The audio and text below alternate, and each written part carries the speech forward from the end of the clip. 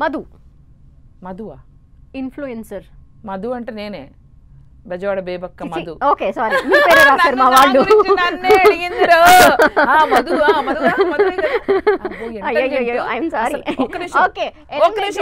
Intelligent super, ఎంత బాగా ఆడుతుందంటే first week లోనే బయటకు వస్తుంది. ఓకే ఆదిత్య గారు. ఆదిత్య మొత్తం ఉన్న హౌస్ లో బాగా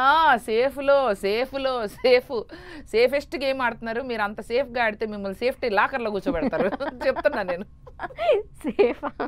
ఓకే సోనియాకి మీకు అసలు ఎక్కడ సెట్ అవ్వలేదు. బయటకు వచ్చి కూడా నాకు కరిపించుకోవడం, కొట్టించుకోవడం, తన్నించుకోవడం నాకు ఇష్టం లేదు.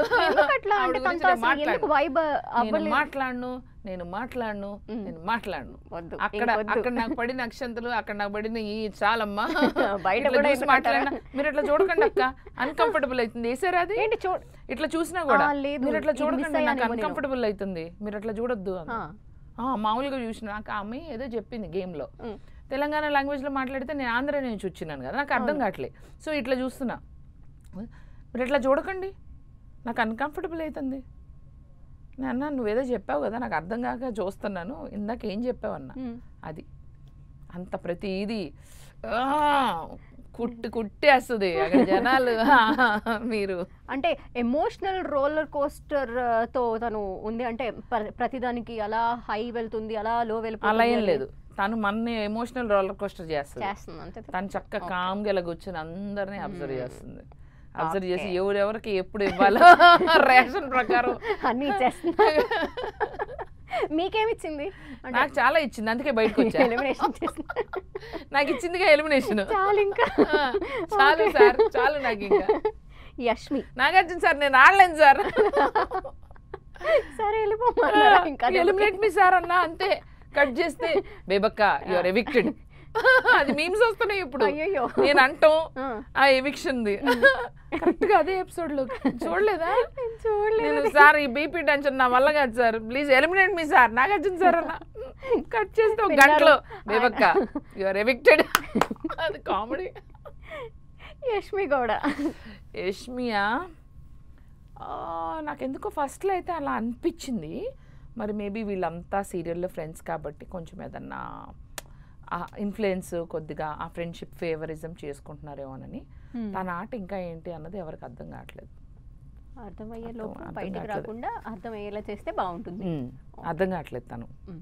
అభయ్ నవీన్ సేఫ్ గేమ్ ఆడుతున్నాడు, చాలా సేఫ్ గేమ్ ఆడుతున్నాడు. అండ్ తను కూడా అంతే, కొంచెం వెనకాల ఉండి సేఫ్ గేమ్ ఆడుతూ నామినేషన్స్లో రాకుండా చూసుకుంటున్నాడు జాగ్రత్తగా.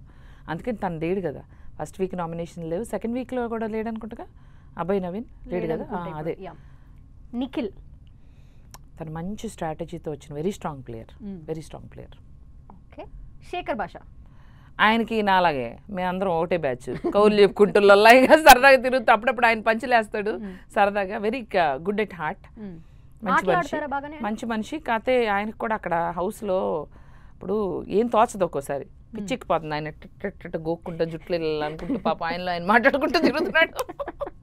ఒక పాపం మేము తినే ఫుడ్ కూడా అయిందండి, ఒక సంతరానం ఏదైనా ఎత్తుక్కుని దాన్ని నవ్వులుకుంటూ తింటుకుంటూ. ఫస్ట్ వీక్ లోనే ఇలా కూడా తిండు, తర్వాత ఎలా ఉంటుంది, సన్నగా అయ్యారు ఆయన, ఫుడ్ కూడా తింటారు.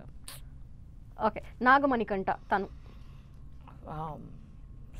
ఒక సైకలాజికల్ ప్లేయర్, అంటే బాగా బ్రెయిన్తో బాగా తను ఏం ఆలోచించుకుంటున్నాడో మన ఎవ్వరికి తెలియదు.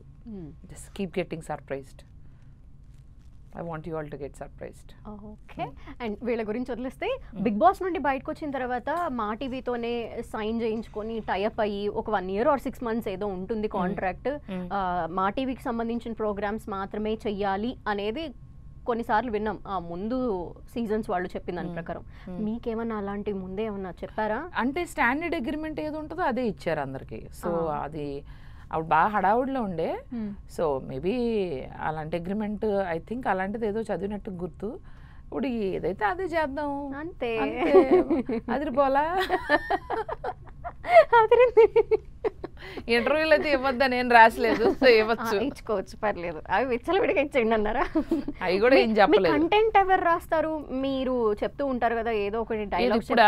ఇలా కాదు, మీ సోషల్ మీడియా త్రూ చెప్పేది. అది కూడా ఇలాగే వాగుతా, ఇలాగే అప్పుడప్పుడు వస్తుంది అంతే.